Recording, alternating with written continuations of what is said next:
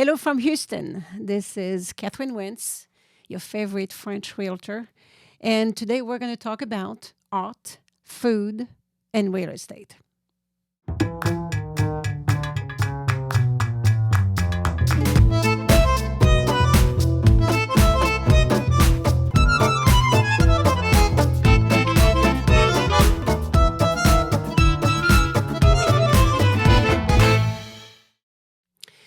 Today we are going to talk about zip code 77019.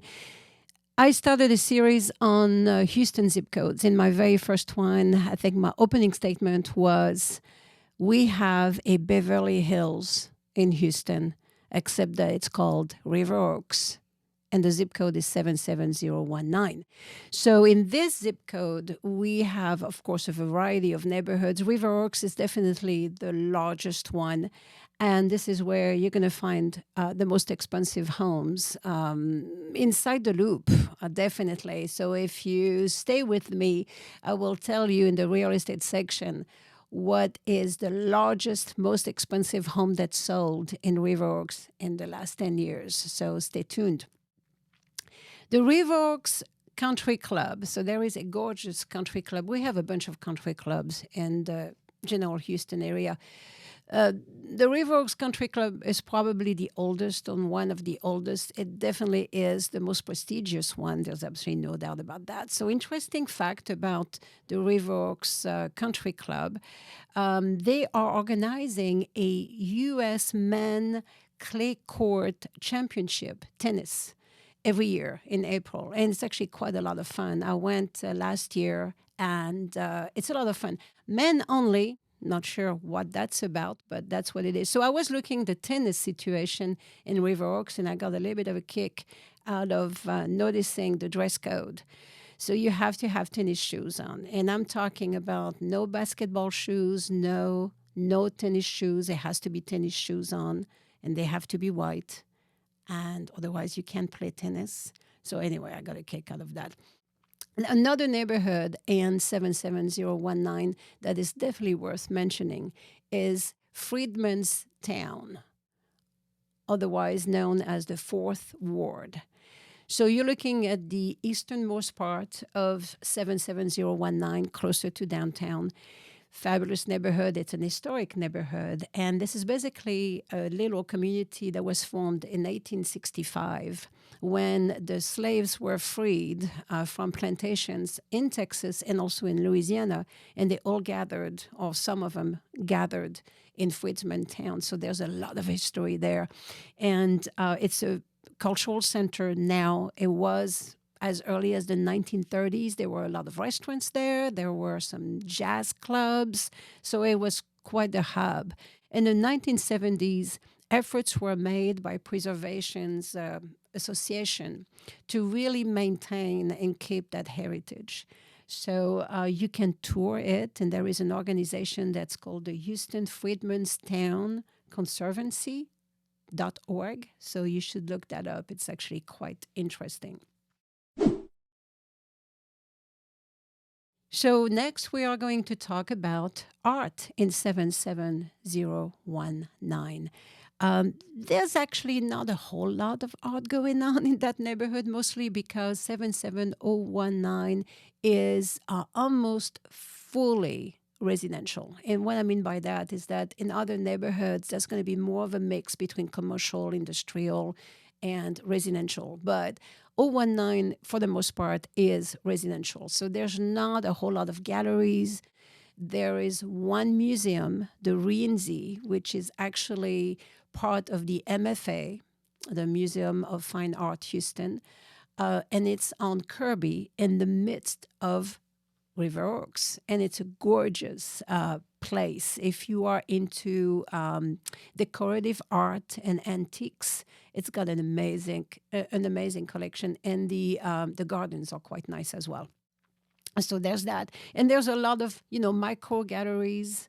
There's also the Elio fine art gallery, which I like a lot. It's on Allen Parkway, 3201 Allen Parkway. But the art scene is, again, not terribly developed in 019. And of course, if you know of something that I am missing here, by all means, don't hesitate to reach out and let me know, because I want to know. I want to know about art venues, so do not hesitate to do that. Now we're going to talk about food. And if you follow me, you know that this is one of my favorite topics. You know what? Forget that. This is my favorite topics. So let's talk about food. And as I'm talking about food, I'm going to tell you a little bit about champagne. I'm always going to tell you about my favorite restaurants or my favorite things in my favorite restaurants, but we're going to talk about champagne. So I would like to encourage you to really stay tuned, because at the end of this segment, I'm going to tell you what is the best champagne to use for mimosas. And I know you want to know, so stay with me. All right, food. So, my favorite restaurants. Well, there are many, because there are some really nice restaurants in 019. So, I'm just going to give you a few. So, one of them is La Griglia. Why? Well, because you can't go wrong there. It's on West Gray, it's in the River Oak Shopping Center.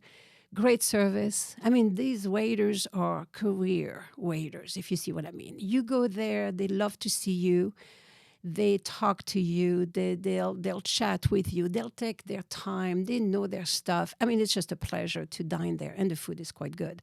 Plus, the patio is nice too.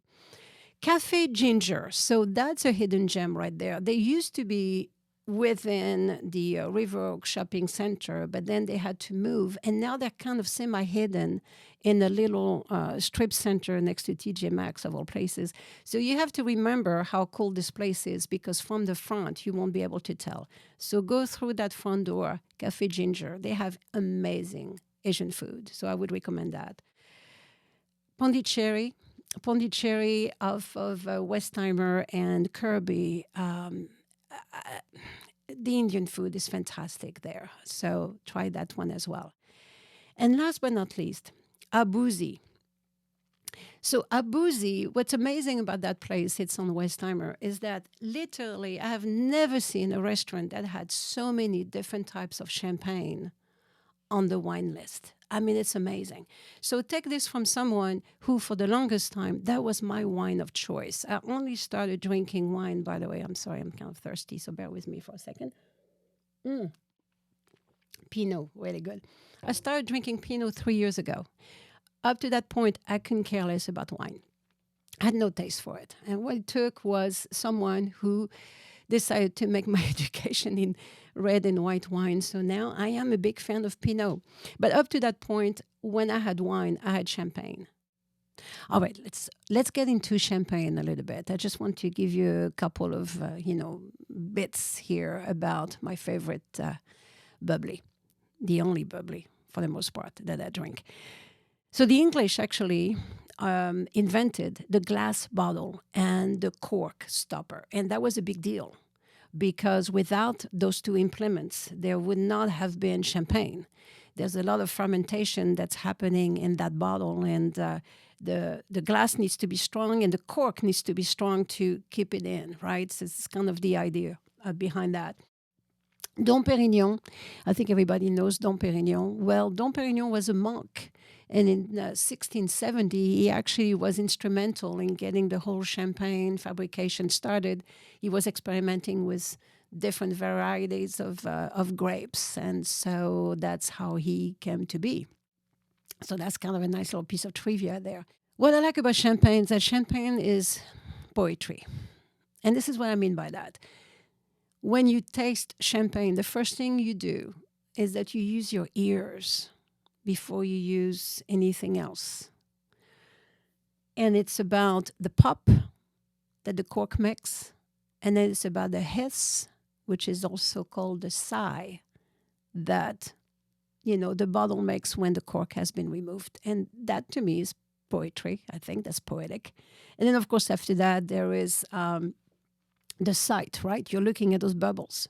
Believe it or not, there's like 6 or 7 different kinds of actions that you can be observing with bubbles, you know, how they are grouped, how fast they go out, how slow they go out. And all of that is supposed to mean something. I have no idea what it means, but it means something to people who really understand and appreciate champagne. And then there's the mousse, okay? There's 6 or 7 different kinds of ways that the mousse can be, believe it or not. So you should look that up. It's actually interesting information. And of course, the nose and the smell and the taste and the palate, of course. And then there's 5 different kinds of sweetness. There's the no sweetness, which would be the brut. That's, you know, no sweets. And then there's a very, very sweet one, which is called the sweet, the doux in French. And that one can have up to 50 grams of sugar per liter. So it's very, very sweet. So there's so many different levels here, so many different layers. I remember seeing a gigantic bottle of champagne in a window in France somewhere recently. So I looked into it, and there's a bunch of different sizes of bottles.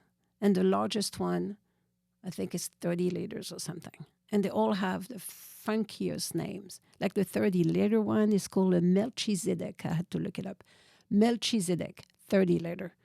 The Balthazar is 12 liters. Anyway, look that up too. It's kind of fun. The larger the bottle, though, the more fine the champagne. And that's a little bit counterintuitive, I think. It's because when you bottle the champagne, the more you put in a bottle, the less oxygen actually gets in. And the less oxygen, the better the taste. There you go. Champagne 101.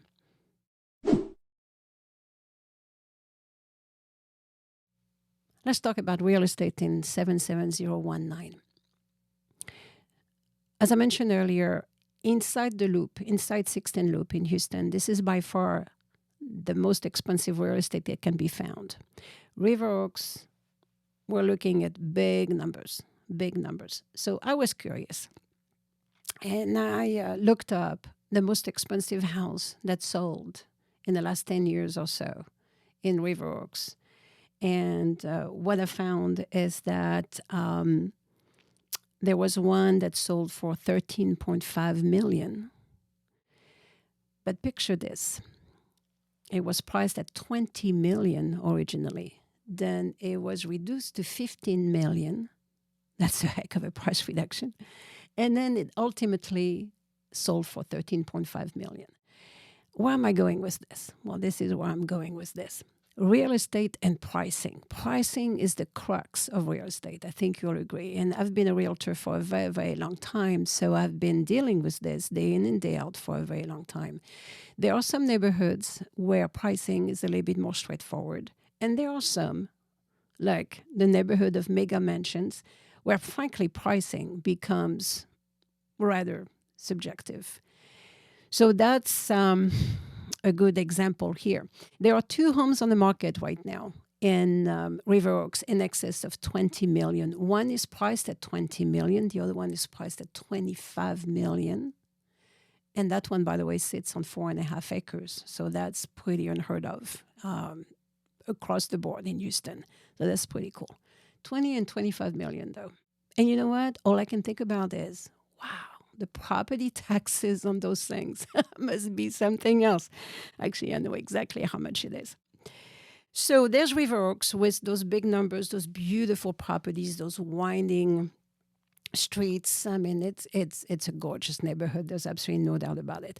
So when you're looking at it on a map, if you are going eastward from River Oaks, then you get into neighborhoods like those little subdivisions that line Allen Parkway, for instance. And of course, the beauty of living close to Allen Parkway is that you have the Bayou Park, the Bayou Place Park, which is amazing. I mean, it was just redone in the last few years, and so many millions of dollars were put into that park. And it is an absolutely fabulous park with trails and so much greenery. It's I don't know. I love taking my dog there. It's really, really nice. And of course the water runs through it because there's a bayou in the middle of it, right?